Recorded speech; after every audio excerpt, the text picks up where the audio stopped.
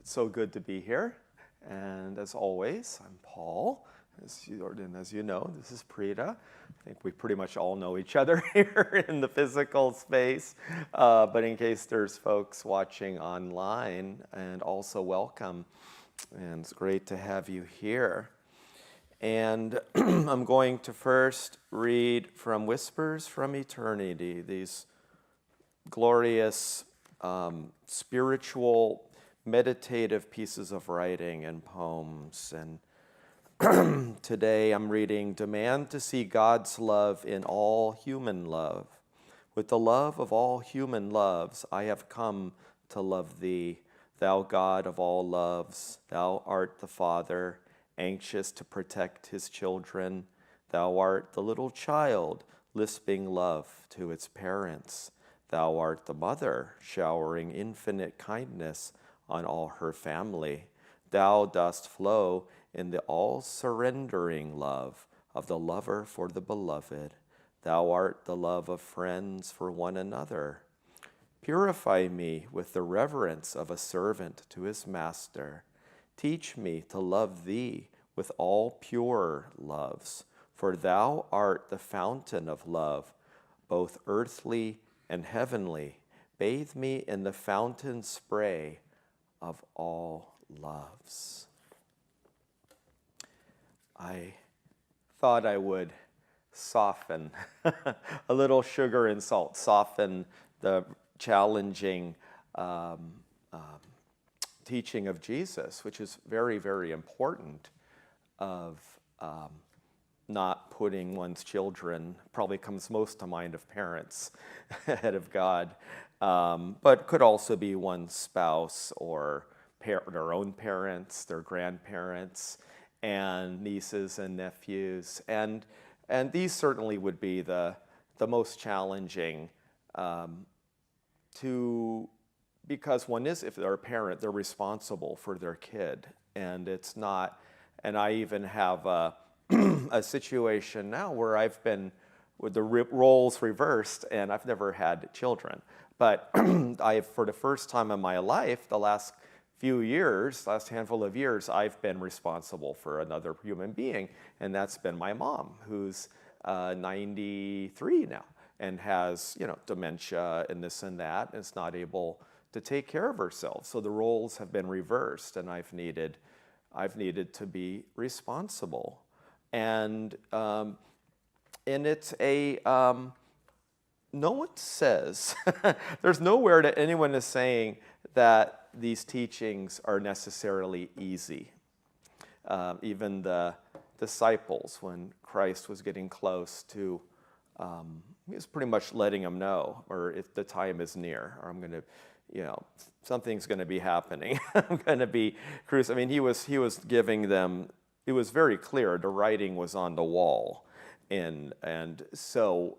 But one of the disciples says, this is a hard teaching.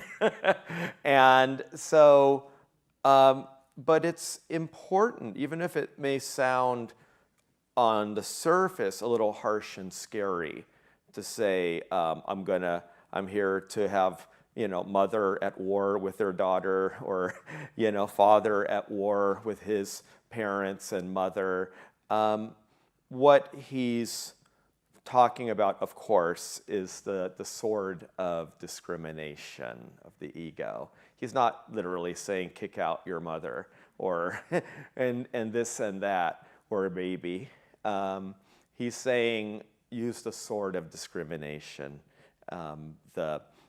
This teaching, it seems that was likely directed more towards the disciples, those that are, if you really will walk with me, if you want to, because he was expanding, sending love, Christ, to all who would come in his way, in his own way, but he, other than standing up for spiritual hypocrisy, which he was like Yogananda, unflinching about, but to point it out and to use that sword. But when it came to the disciples, where is your master? Is your master the familial warmth, the family, your job, and we could say today, or it could also be our house. It becomes about when we have in the heart, right? We take it in as yogis, yoginis, into our spiritual anatomy awareness. The answers aren't out there, they're in here and here. And Jesus is in here and here, as are the masters. They're working through us. If we're open, if we allow them in, then they can help us. And so when we have in our heart the anahata chakra, right? That is, Yogananda said that the two most important chakras are the heart chakra and the spiritual eye, the sixth chakra at the point between the brows. Not that the others don't have their important place, or they wouldn't be there, because the heart, as in its, we have its octaves, right? And in the heart, in the lower aspect, is more in the familial warmth category, and that would be clinging to what will make me secure and make me feel like this is my home, real home on earth. And what might be those things? Of course, we already know the obvious: family members, direct family members. Could it be our high school alma mater or whatever, or our sports team, or it could be one's comfy job with coworkers they enjoy being with, and that trusty 401k. Nothing wrong with that. I've had one for my old life, thank God. But it's not a thing. But it's not those things. It's about, as Swami said very clearly, it's the attachment to those things. There's nothing wrong with having a favorite sports team. It's just a matter of how attached one is. As Yogananda talked about, there's also the pitfall of the what's he called it? The fancy frozen boundaries.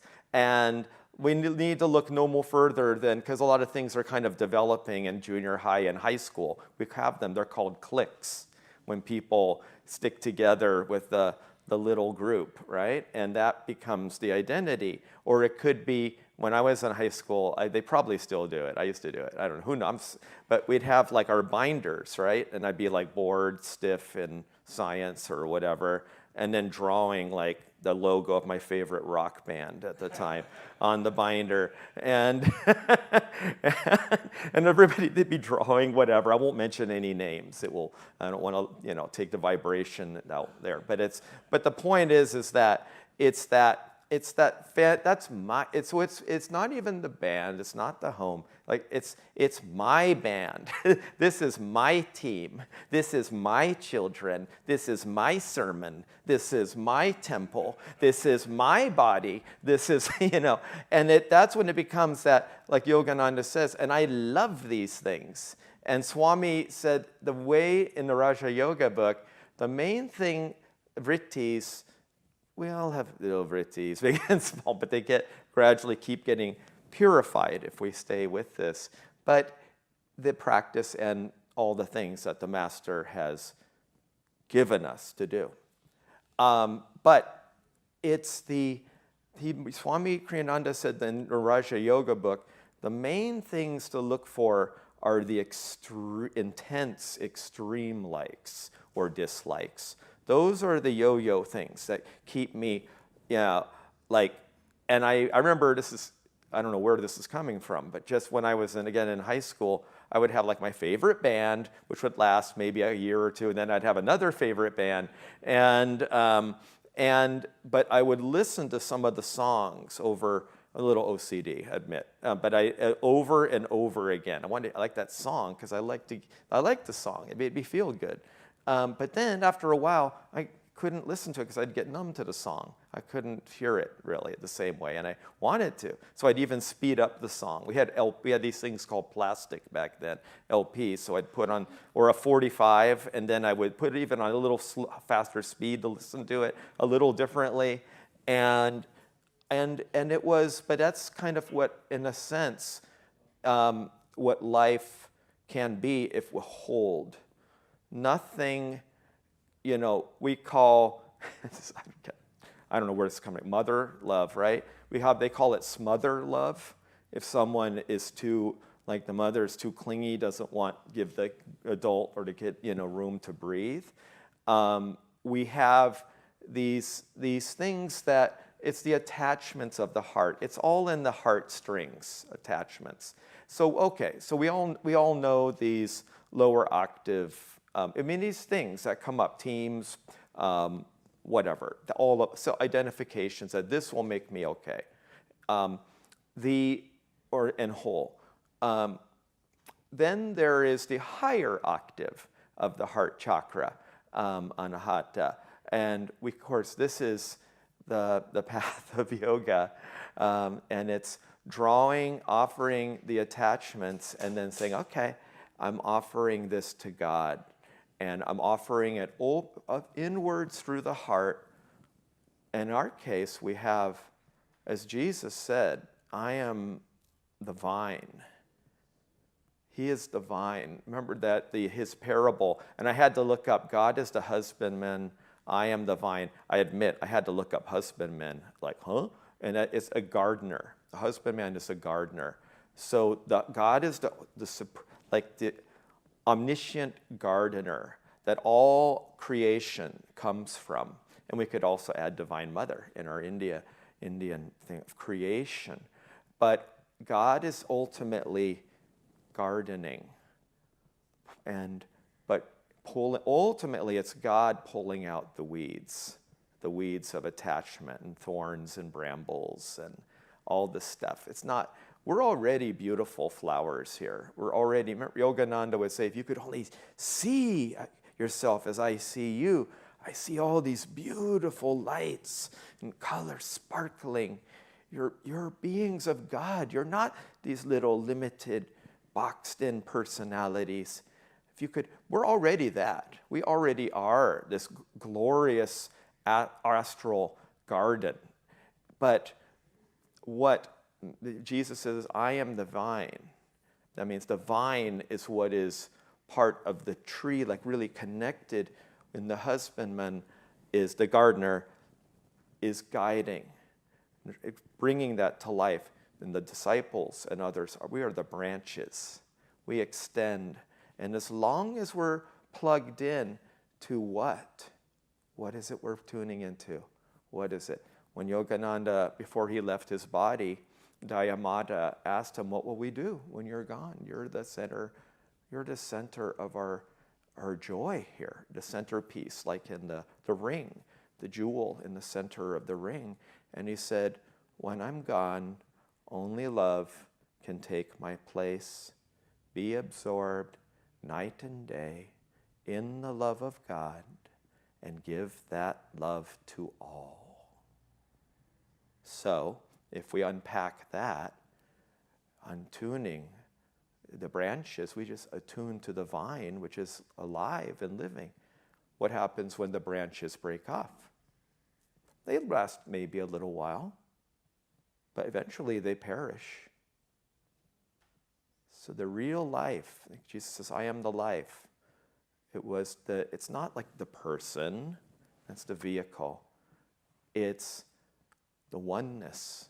When we have, and we all have here, or we wouldn't be here, the blessing of the great karma and all this time, past lifetimes, to be even open to the light of a true spiritual, liberated avatar. Jesus, Christ, Babaji Krishna, all our gurus, and of course our beloved guru, Paramhansa Yogananda, and they will take us. But when he says love, he's not talking about sentimental, familial love, right? It's not the love of my favorite nephew. But that means I can still love that favorite nephew or niece, or even a favorite, but that I feel closer to. It's not that. It's the love. We all know what the love is. I mean, I'm not saying anything you don't know. It's the love. It's the love, pure love of God, the Father, and Jesus the Son, God the Father, or we can say our Divine Mother. We're all children of God. We're children of light. Like they say in this festival, "O children of light, forsake the darkness." That's all we're doing. We're turning away from what appeared to be light was actually shadow. And what it thought was more shadow was actually light. And that's the path of a real yogi. Krishna has said that. And it's so when we open, it's not a rocket science. It's not an intellectual thing. It's a simplicity and willingness, because something deep inside finally registers after countless lifetimes of playing in the mud that this being is not in just this encased form, and that their soul, and it might keep us up at night, it might have robbed us of sleep, it might have made us shake, it might have caused a midlife crisis, but something inside is saying, "Awake, my sleeping being, awake, my sleeping child, the child of God." And once that happens, the guru appears and can help us, because we register, yes, I'm ready. The guru appears when the student is ready. And air element, just a little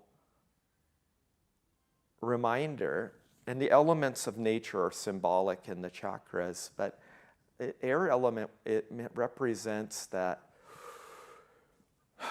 air came like preceding material of involvement. Air is of the forms. Air is not confined by form. Air is we don't even often know we're breathing unless we stop having trouble breathing or doing some breathing technique. It's just there. And that represents the love of spirit of God, but also the love of saints, the love that's ubiquitous and doesn't particularize my clique, my sports team, my favorite, this, that. And it opens. And that means, rather than like, because Matt Yogananda, he did a lot of his work during the Great Depression in the United States, when he would say it was like families would say it's us four and no more. And, but that's the love, that's the opening of God's love and the Master's love to love all. To open, at least be open. Is that easy? When you learn to be able to love, I will say some nameless beings, let me know. I'll be glad to, that'd be great. There are directionally things we do, can open, but we have the masters again. They're the pole stars. They're able to do that. They can see, they can love equally the hero, the villain, because they know God is all behind it and we're all moving in the same direction. And light and shadow, place of light and shadow of the Lord, Yogananda would say, light and shadows of the Lord. But we don't really, it'll only be a bunch of words and not make much more than that, maybe just brain candy, until we really keep opening our hearts. We really keep opening. And of course we love. Of course we're going to love our families, or we're going to do this, or of course we're going to be a good employee. Of course it's not to say we don't. It's just that rather than this, it's like this, opening. And then opening that awareness. When Swami Kriyananda said to Jyotish and Devi, who were his successors as spiritual directors, and he said, you know, even though I spend more time with you than most, you need to know I don't love you any more than I love anybody else. That he had that love for all, just like Yogananda had his guru. It's opening the heart's love letting go of the fancy frozen boundaries. And we can still have fun. You know, Swamiji, he loved Disneyland. He would visit Disneyland. He loved P.G. Wodehouse humor. He watched Bambi and Cinderella countlessly. Disney. Yogananda loved reading the Sunday Funnies. He said, I know it's a waste of time, but I enjoy it. He liked reading Blondie, and his favorite character was Dagwood, because he liked the name partly. So it's not being puritanical. And I want to share, as I wind down here, one thing that I think that is also, however, this teaching of Jesus, there's just growing pains and can be misconstrued. And I certainly have done my share. When I was newer as, I don't know if I was even a disciple quite yet, but I was practicing the path, the teachings, and I had the pictures on the altar. And I hurt some people's feelings, and I didn't intend to, but I was a bit like, now that I think I know something about these teachings and all, being a little bit, okay, I'll just an example with a friend of my coworker, Adriana, that we worked closely, and I, granted, this was a long time ago, but I was saying something along the lines of out of context. She was talking about this and that, and I was thinking, oh, this is so worldly or whatever. And then I was saying, well, isn't that satanic? And then she said, well, thank you, church lady. Church lady was, I think, Dana Carvey from Saturday Night Live. You know, like, there's things out of context. And so there is the point, yoga is the path of union, and starting to be like, so there's a subtler pitfall. There's a subtler pitfall on the spiritual path. What is it? It's spiritual pride. It's a shadow of the spiritual path that kind of like it becomes its own sort of clique or whatever.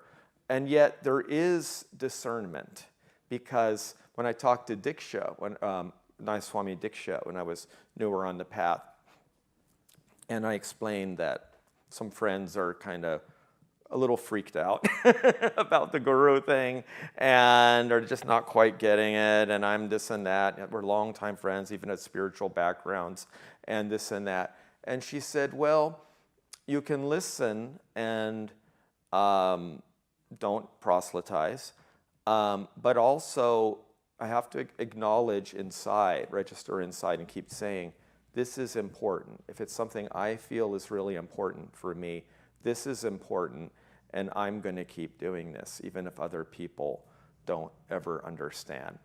And all those things have really worked themselves out with friends. Some of my good friend who, I think you heard the story about the one in Altadena, right? She was making fun of, do you remember that one? You do, okay. And on the trail, and she was teasing about I almost kicked her out of the apartment and on New Year's, and her then husband, and then she was hiking in Altadena, and the guy said, "You look like Yogananda," and that was just like a week or two later, because she had dark hair, olive skin, and the masters, it's okay, they're playing with us, and we just need to keep attuning if we feel it. And I think all of us we're here. We wouldn't be here if we didn't sense at some point that something was needed, was not quite quenching it, or that as wonderful as a nice family, a home, a great job, a great career could be, or not even having those, but something was still, there was still that thirst, that there was still that intangible something that allows the disciple, the devotee, to go where friends and coworkers will only scratch their heads and be confused and not get. But there's that part when we And when they're in that cocoon and feeling like, okay, to just be loving and patient, eventually we don't force others to open up. We put all our energy and focus in this is the Master's love, because the love is not of sentiment. It's not the cocoon of sentiment, familial warmth. It's that love that takes us all the way to freedom. It's a force. It's a force that takes us in all the way beyond those veils so we can finally thrust our wings out of the cocoon and take flight. Joy to you.